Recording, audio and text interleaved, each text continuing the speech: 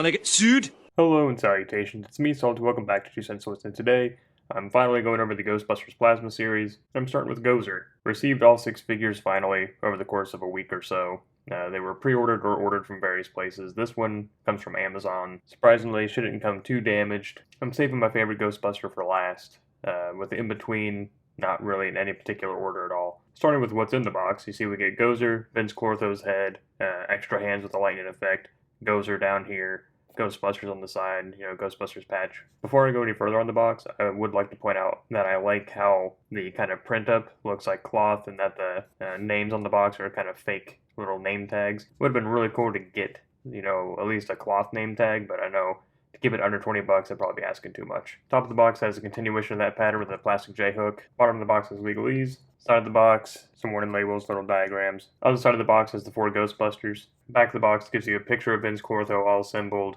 kind of computer renderings of the figures with Gozer being highlighted in red. Literally a 1-sentence read up, otherwise it's in various language and legalese. I'm going to get Gozer open, go over articulation, look at her accessory, and the Vince Clortho head. Starting with Vince Clortho's head, you see that it's kind of, looks like a bluish silver, and the light that I'm using, but in person it's more of a black and gray kind of silver. Not too bad in terms of paint apps. Not a whole lot of bleeding. There's a little bit over by the horns, but not so much that you'd notice it at a distance. I wish the teeth were a little bit sharper, but that's probably a safety thing. He has an articulated hinge there at the jaw, so you see little spikes on his tongue and stuff, so that's kind of cool. Then we got the lightning effects, which are attached to extra hands, much in the way that the Emperor was with the Black Series. I think that was an Amazon exclusive. There's no articulation offered, just a peg. It's nice to have effects with things. And that leads us to Gozer herself. It's cast in kind of a pearlescent sort of pink color. I could already see some improvements that I'll make later down the line, which I'm probably going to do a video just called like minor improvements, where I do little touches to figures to kind of just make them a little bit, take them that little extra step. Overall, it's a nice sculpt. We have some webbing and the like. We got all the kind of, I guess, pearls for lack of a better word, or tumors, I guess, whichever you want to call them. I do like the face sculpt on this one. I think the red eyes pop very well. I think the likeness is, pretty good, honestly, at least on mine. I've heard that this line is pretty hit and miss from figure to figure, so I'm pretty happy with the way this one turned out, especially sight unseen. One thing I can point out that I'm already glad about is the dumbbell in addition to an ab crunch. I really like this form of articulation. They do this a lot with the Power Rangers that Hasbro makes, so it's nice to see that continue on to another line. They've done it a couple times in Marvel Legends as well, but I do like this kind of setup. Speaking of, let's go over that real quick. She can look up that far, bury the chin, side to side, small amount of tilt, shoulder spins 360, comes up past 90. Another point of articulation that's continued on from other Hasbro lines, the single jointed elbow for females, comes up into 90, elbow swivel, wrist pivot.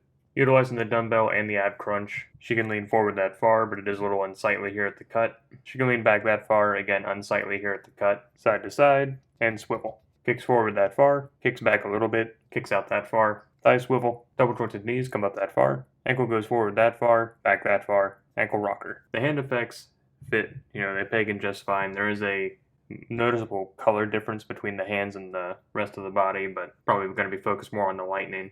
The only problem I have with effects like these is that the lightning tends to be flat, so if you're looking at it straight on, it looks kind of silly instead of having, bolts come up and down and all that, but, gets the point across, I guess. I can't say I'm disappointed in this figure of Gozer, but then again, I'm not super impressed either. I do like the ab articulation despite the deep cuts here on the side being unsightly, and I do like the face. That's done very well. Some improvements I'll make is I'll probably take one of my chrome pens and chrome up some of these dots just to give them a little extra shine, kind of break up all this color that you're looking at. And that's really all I got today. Just a quick review about Gozer. Stay tuned because the other 5 are coming out sometime this week and the next week. Let me know down below of the 2 Ghostbusters movies, which is your favorite.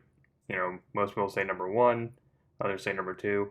As a kid, I was convinced that there was a Ghostbusters 3, and that Ghostbusters 1 was 2 and 2 was 3, and I'd never seen the first one. As dumb as that sounds. When I was like 6, 7, you couldn't convince me otherwise. Anyway, thanks for stopping by today, and until next time, I'm Salty, signing off.